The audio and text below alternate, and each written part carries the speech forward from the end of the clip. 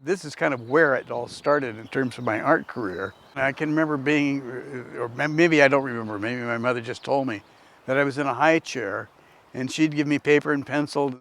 I would draw. And in fact, somewhere I have a drawing that I did when I was probably, I might have been 3, of a train. I mean, I was really precocious, but that's kind of what I did. I mean, it would keep me occupied, for hours.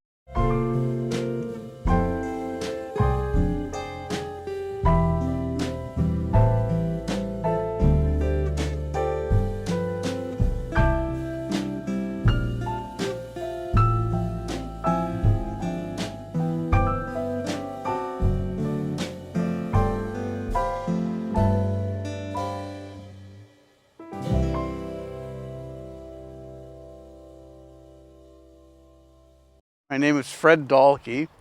I was born in 1943.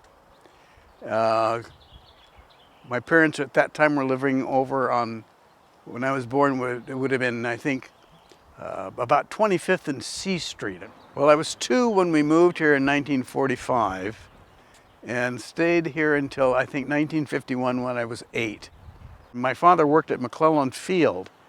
He wasn't military, but he was kind of drafted to a job in McClellan Field during the war.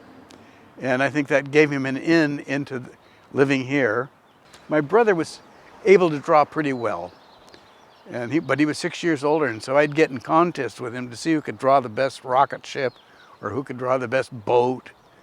And there used to be a grocery, there used to be a grocery store down there. Is that still there?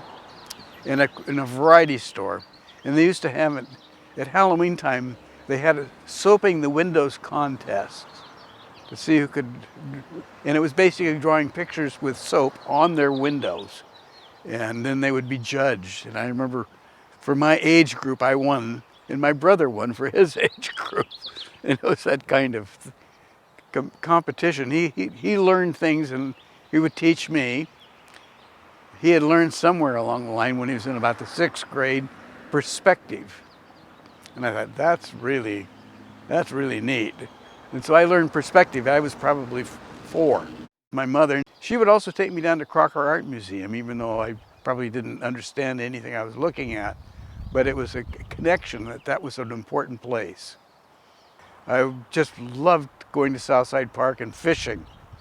That was kind of that was my main focus, wanting to do that. There was a kid at William Land. He was, I think, probably a grade or older than I was. His name was Squeaky. He was African American and just a really neat guy.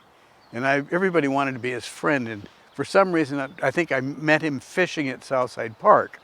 And so we became kind of friends there. And so I invited him to come to my house, and so he came over here, and he had a bicycle, and so I was riding around on the back of his bike and wanting him to come back, and he said, "I'm not sure I can be here." And I said, "I don't understand." He said, "We're not supposed to be here." And at that time I really couldn't quite put it together, and I realized that it was in fact because he was black. The area that we lived in was not an area that was open to blacks. He lived across the street in Callahan Homes, which I think was more integrated at that time. But it was kind of sad, because I really was delighted to have him as a friend, and according to him, that wasn't according to me or anybody else that I ever heard about, but according to him, he couldn't, he felt that he couldn't be comfortable here. My wife lived here, and she lived on Broadway.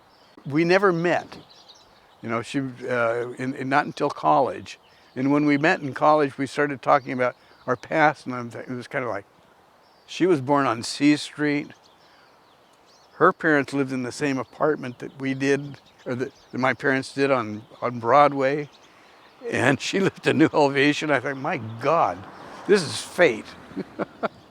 The thing that's so amazing about it is how little it's changed. You know, I don't know what it's like for people living here now. I have no idea. But I liked it a lot. I was kind of not all that crazy about moving away.